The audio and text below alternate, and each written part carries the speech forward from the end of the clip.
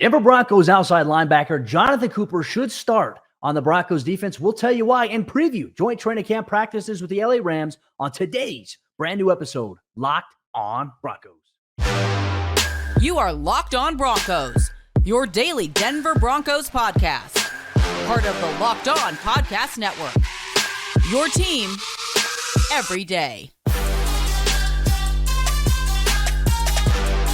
The Denver Broncos will have one normal practice before the Los Angeles Rams come to town for joint training camp practices. Which players do we want to see have a big week? You're going to get all that on today's brand new episode of Locked on Broncos, your daily Denver Broncos podcast, part of the Locked on Podcast Network, your team every day. Thank you so much to everybody in Broncos country. Shout out to all the everydayers who listen to the show every single day, all year long. Make sure you subscribe or follow for free on YouTube or wherever you get your podcasts so you never miss out on a day's worth of Broncos news, content, coverage, analysis, and more. You get that here every single day. I'm your host, as always, Cody Roark, Broncos reporter for Mile High Sports, joined alongside, as always, by my good friend, Sayre Bedinger, site expert over there, predominantlyorange.com. Download the Game Time app and create an account and use code LOCKEDONNFL for $20 off your first purchase. Last-minute tickets, lowest price, guaranteed. Sayre, my friend, it's a big week here for the Broncos ahead of their third and final preseason game where roster cuts will go from 90 players to 53, probably a little bit as we get closer to next week there. But more importantly, you got joint training camp practices coming up. We've seen some things around the NFL where a lot of these joint practices have led to some fisticuffs. Hopefully that can be avoided this week here. But more importantly, before we dive into all that, I think that you and I have to talk about something that I feel like after watching the tape against the 49ers and watching the full body work from OTAs all the way through now, Jonathon Cooper should be starting at outside linebacker opposite of Randy Gregory here for the Denver Broncos. How do you feel about this? Because I know I've been very vocal about it. I'll dive a little bit deeper into it, but I want to know how you feel about this now that I brought it up to you. I love the idea. I mean, I really do. Jonathon Cooper has been emerging slowly but surely, I guess, over the first couple of years of his NFL career. And now I think we're seeing that growth into a starting caliber player. And we've seen the glimpses of it before. And right now, Cody, I mean, he's just playing with just big time speed off the edge. Like, he is playing fast. He's playing tough. We already knew, he fell in the draft due to medical concern, right? It was nothing to do with his on-field play. Everything about this guy, I think, screams starter. He's very smart. He's instinctive. He plays fast. He's got great burst off the edge. He can set the edge. He plays well in pursuit. Like, he doesn't get too aggressive either. That's one thing that I like. We saw as the game went on against the 49ers on Saturday, Cody, one thing that I took note of was that the pass rushers are pinning their ears back. 49ers kind of just started sliding right underneath them as they would run past the quarterback. Trey Lance ran right underneath where they just left a huge void, or they would throw it right into that spot.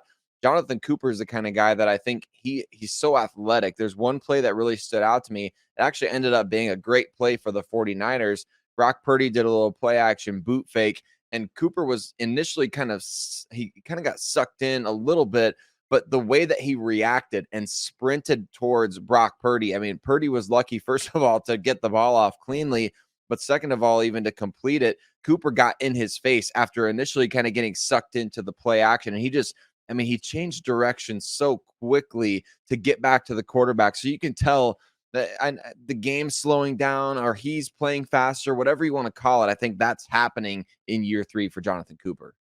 When we're seeing more consistency too, I think the biggest thing, and this is the tough balance that edge rushers have to play with, because you mentioned, like, you play against play action. Is it run? Is it pass? Right? Because you have to squeeze it down if it's run, but if it's pass and it's boot action, it's coming back to you.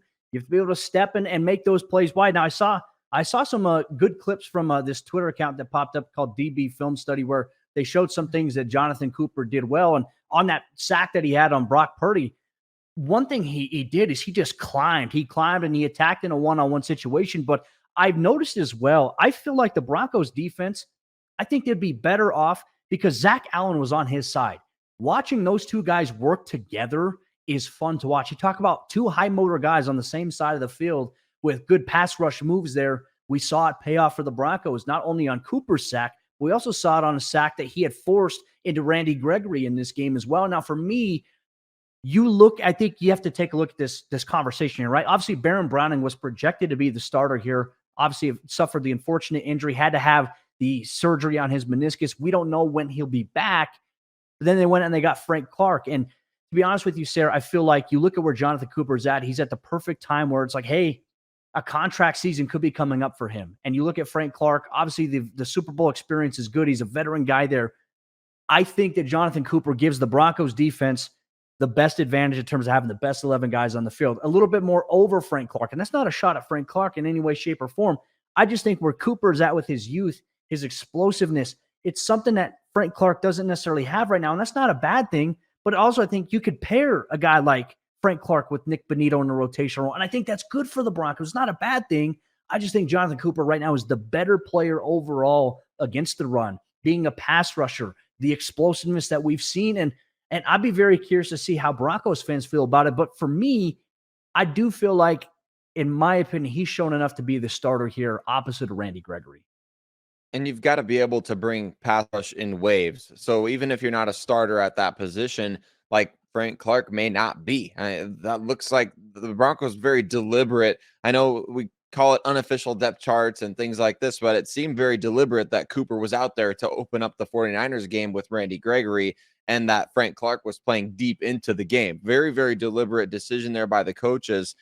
Cody, I think you bring pass rush in waves in the NFL. Like Frank Clark coming off the sideline in situations, that's an advantage for the Broncos. And it would be an advantage the other way too. If Frank Clark was balling out, having a great training camp and preseason, and you're saying, hey, Jonathon Cooper's coming off the sideline as a backup, I think you'd be in similar good situation. But it's better for the Broncos that Cooper develops into a starter. Yes, I know they paid Frank Clark X amount of dollars to bring him in. And yes, that is salary cap money that could be spent elsewhere if, in certain situations. But look, you can never have too many pass rushers. And it's always, in my opinion, better for the team that homegrown players develop into starters. This is a 7th round draft pick from 2021 who has taken his time to, he plays special teams, show what he can do in coverage, show what he can do against the run, show what he can do as a pass rusher. Now in year 3, developing into a full-time player. Like, that's a huge W for the Denver Broncos if it ends up happening like that, if it ends up turning out to where he is a starter. And I think that's exactly what you want to see from George Paton's perspective, from, all the way down to Sean Payton and the new coaching staff, the defensive coordinator, Vance Joseph, pass rush specialist, Jamar Cain, outside linebackers coach, Michael Wilhoit, right? Like, you want to see those guys take Cooper to the next level. And it seems like that's what they've done. It's been a really good offseason for him. You hope he can continue to stack where he's been at in terms of this impressive ascension that I would say that we have seen from him. The high motor has always been there, right? That's never been something of question, but now I think we're seeing Cooper turn into a little bit more of a complete player, because while you have a high motor, there were some times I think early on in his career, like, all right, hey, high motor, but it impacted him maybe giving up some edge contain here on a play. He looks so disciplined. If there's a run to the other side of the field, Sayre, he's cutting it downhill line depth, and he's tracking back at a disciplined level that where if the running back makes a cutback, he's making a backside play. That's hard to come by with some players. And I think with the high motor, the tenacity that he plays with, he gives Denver an evident advantage with their starting group. And as you mentioned, you could supplement that. You could add some other guys to the mix like Bonito, Frank Clark, Baron Browning when he returns. And you have to have that in waves, because we saw some injuries last year at a pass rusher, and we didn't, we saw that depth get banged up. And all of a sudden we were asking ourselves, like, hey, the Broncos going to bring in any guys that can generate pressure. Jonathon Cooper is a pressure generating player. We can't wait to see a little bit more of him going forward here for the Denver Broncos. But Broncos country, if you're listening to this podcast, wherever you get your podcast, or if you're watching on YouTube, we want to hear from you. What do you think about Jonathon Cooper? Do you believe that he should start opposite of Randy Gregory in your opinion, or do you still think that it should be Frank Clark? Let us know here. But our conversation on today's episode of Lockdown Broncos continues as we take a look with joint training camp practices arriving here on Wednesday in the Valley between the Broncos and the LA Rams. What are some players or storylines that we want to see happen against another team that you get to practice against? Well, you're going to get that on today's brand new episode of the show. This episode is brought to you by our friends over there at Game Time. And if you've ever stressed last minute about trying to find tickets to a sporting event or to any event in general that you want, well, Game Time is the place to be. If you like flash deals and you like opportunities of getting last minute tickets, well, this is the place for you to be. Game Time is the place for last minute ticket deals. Forget planning months in advance. Game Time has deals on tickets right up to the day of the event, where you can get exclusive flash deals on tickets for football, basketball, baseball, concerts, comedy, theater, and more. The Game Time guarantee means that you'll always get the best price. If you find tickets in the same section and row for less, Game Time will credit you 110% of the difference. Snag the tickets without the stress with Game Time. Download the Game Time app, create an account, and use code LOCKEDONNFL for $20 off your first purchase. Terms apply. Again, create an account, redeem code LOCKEDONNFL for $20 off. Download Game Time today. Last minute tickets, lowest price guaranteed. The Denver Broncos have just one more preseason game before the real thing goes down September 10th against the Las Vegas Raiders. And just so happens they also have joint practices with the team they're about to play in their final preseason game, the Los Angeles Rams. And Cody, with a couple of days of joint practices against the Rams, you're going to get probably your last preseason look at the starting unit there for the Denver Broncos. What do we want to see from these guys? What do we want to see from the offense? What about the defense? We're going to talk about players to watch for at joint practices between the Denver Broncos and the Los Angeles Rams. But before we continue that discussion on today's episode, Locked On Broncos, got to give a huge shout out to every single one of you that makes the show your first listen of the day every single day. Mile high salute to you everydayers out there. We really appreciate you listening to the podcast, available free everywhere on all platforms, as well as you can watch us for free on YouTube. Cody, we love getting to be part of people's everyday, whether it's riding in the car with you on your way to work, whether we're on the treadmill or during your workout or at the driving range. I think it's so much fun that we get to be part of Broncos country's lives the way that we do, and that we get to do this together. So thanks for engaging in the comments on YouTube, shouting out Cody and I on Twitter, or this new really cool and interesting Twitter account that Cody was talking about earlier, the DB Film Room. Just anybody that you interact with on Twitter, we love it. We love getting to engage. So thank you. Huge shout out to you. And who are you looking forward to hearing about having good joint practices against the LA Rams, specifically on offense? Cody, I think you want to continue stacking days, but who do you think specifically needs to have good joint practices now that you've got a different opponent coming in?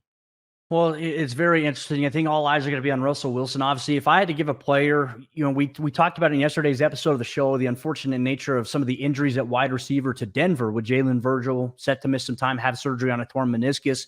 I wonder if we'll see Brandon Johnson back into the mix here this week for the Broncos. And if not, it creates more opportunities for some other players. You want to see that. I think pass protection wise, you want to see guys hold up, but it's going to be a little different because Aaron Donald doesn't sound like he's going to make it for joint training camp practices, as he and his wife are expecting a child this week. And obviously Donald's got enough tenure and trust that, hey, he's going to stay ready. They don't need to see him this week in the preseason. And that's obviously a big life moment for him. So you lose the challenge of Aaron Donald, who has simply just been a menace. I mean, anytime we've seen him at training camps and joint practices, he's grabbed helmets. He started swinging helmets at people. He's starting fights with people. I mean, he is a physical presence here. But for me, does Brandon Johnson return this week? I think that's something we want to see. And I think we want to continue to see, hey, can Jaleel McLaughlin keep stacking the way that he has been in practice and in the preseason?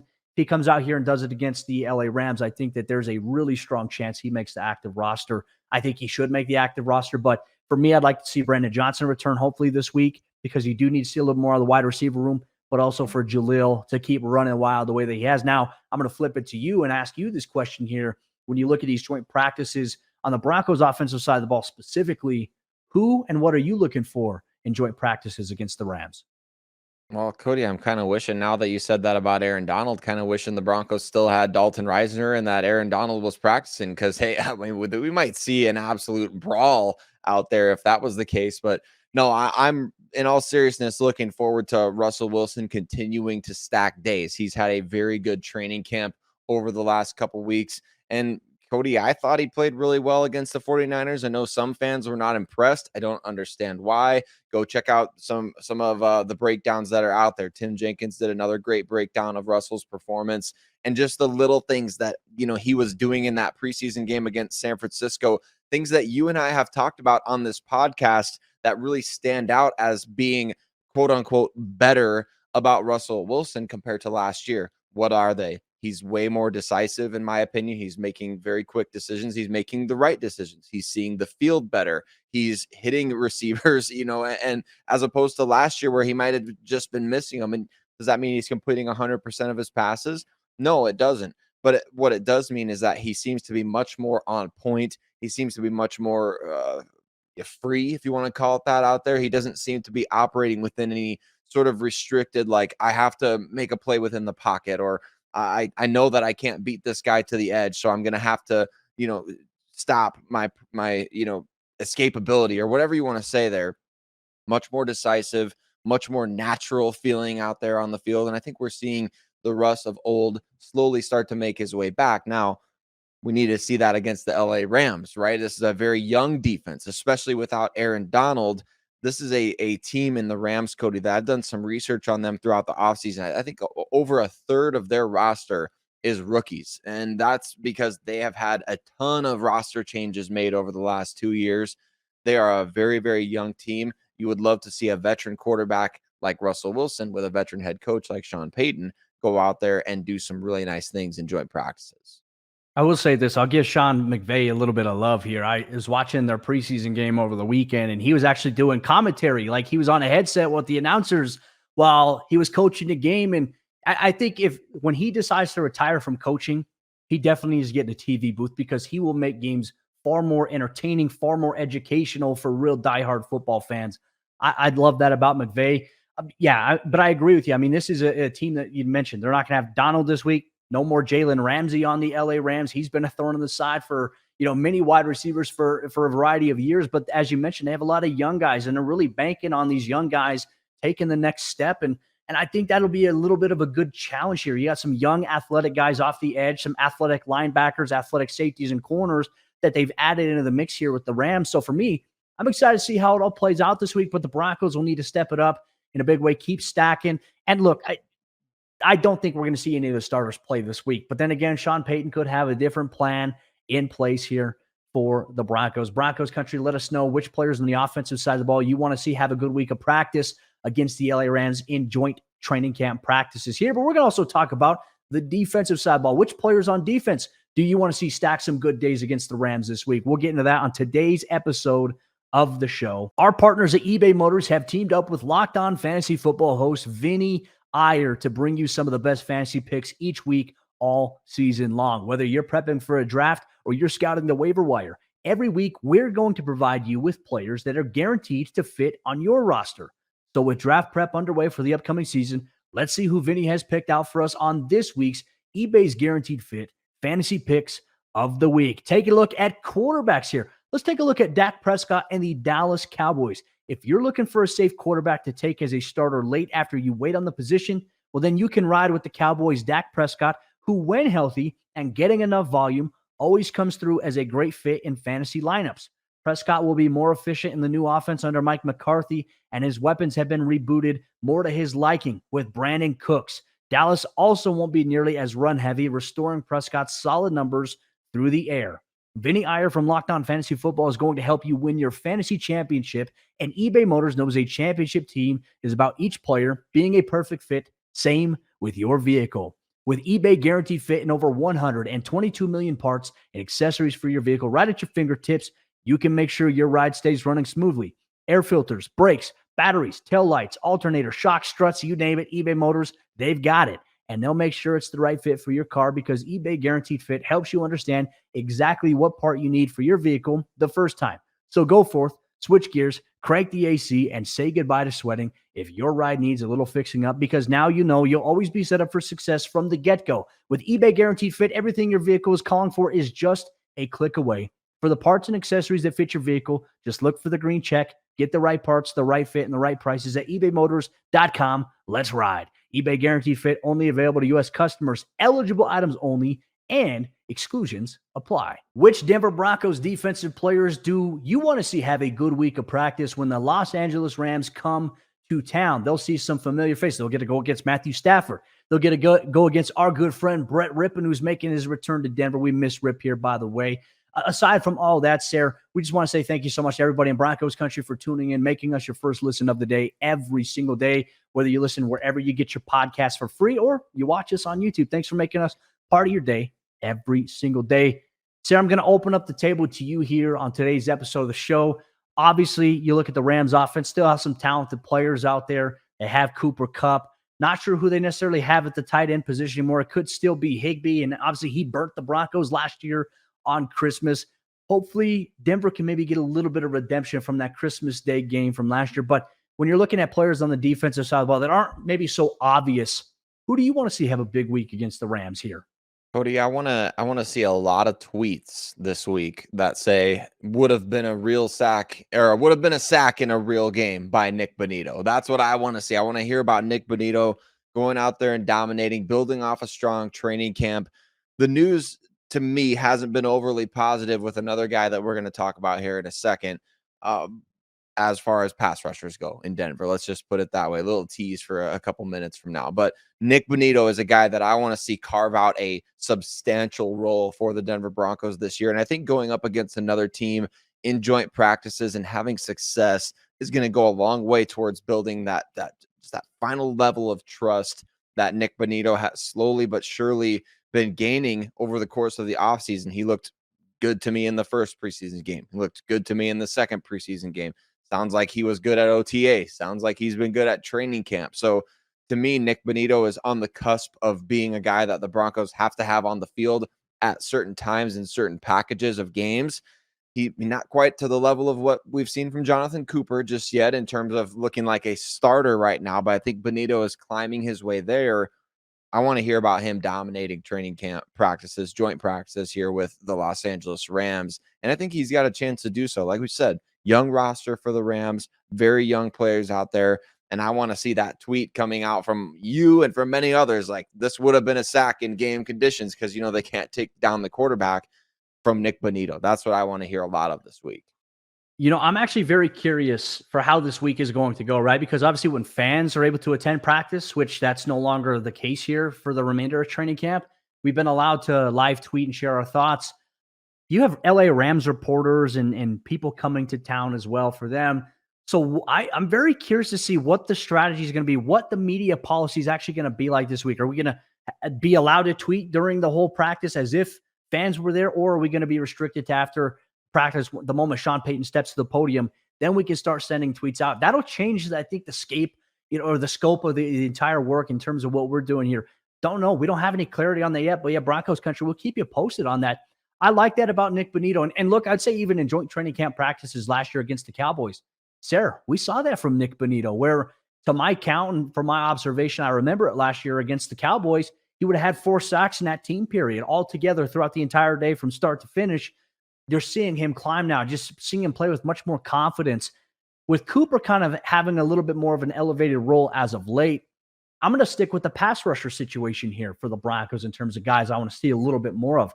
I'm going to go with Frank Clark here. Obviously, the veteran guy, he's played. It's a big game, Super Bowl champion, obviously very experienced here. But as we were talking about earlier with Jonathon Cooper, how you and I both believe he should be starting opposite of Randy Gregory, I want to see a little bit more from Frank Clark in terms of generating pressure on opposing quarterbacks. I feel like he's been trying to work his way into football shape. And I think, honestly, that's a big portion of why he played a little bit late into the fourth quarter here. I mean, that was really the understanding I got, because Randy Gregory even spoke about it in a post-game interview that, you know, we wanted to get – the coaches wanted us to get reps to where we get into more football shape. And I would say that is a necessary thing that you need. You can't have Frank Clark coming into the season not really being fully football conditioned yet. So I like to see that here. I want to see him have a big week. I want to see him generate pressure on Matthew Stafford or whoever is in at quarterback, whether it's Brett Rippon. I want to see him be disruptive, but also setting the edge against the run. That's super important. I don't think, to my knowledge here, don't think this is going to be a tackle-based practice. I think it's going to be high thud, wrap up. Obviously, you're not going to touch the quarterbacks, but I do want to see a little bit of nastiness here out of Frank Clark this upcoming week, and maybe even throwing something as well. If there's one player maybe you want to see something out of in the secondary, Sayre, is there anybody that comes to mind for you?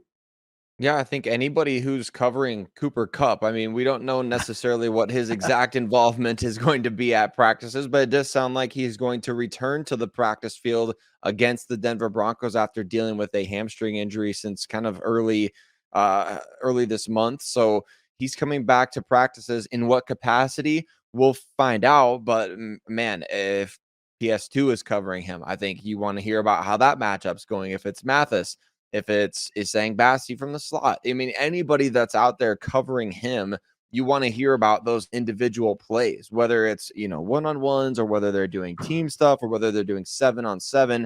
I will be fascinated to hear about whoever gets assigned Cooper Kupp and how that goes, because those guys can learn a lot from him. Like even PS2, who's one of the best defensive backs in football, he can learn a lot from Cooper Kupp. And I don't know how much secrets they're trading out there. You figure they'll at least, do some talking to each other, help each other out a little bit. They're not playing against each other this year. There's no Christmas Day game in LA this season. So maybe Cooper Kupp can help these young defensive backs in Denver say, like, look, hey, when a guy's doing this, you want to adjust this way. Or, when they send a guy in motion in this offense, like, the Broncos have games upcoming against a lot of great wide receivers. This is what you want to do. I think he can be a real asset to them. Not that he's going to go out there and coach the DBs or anything, Cody, but certainly you can learn a lot, even just going up against him on the field.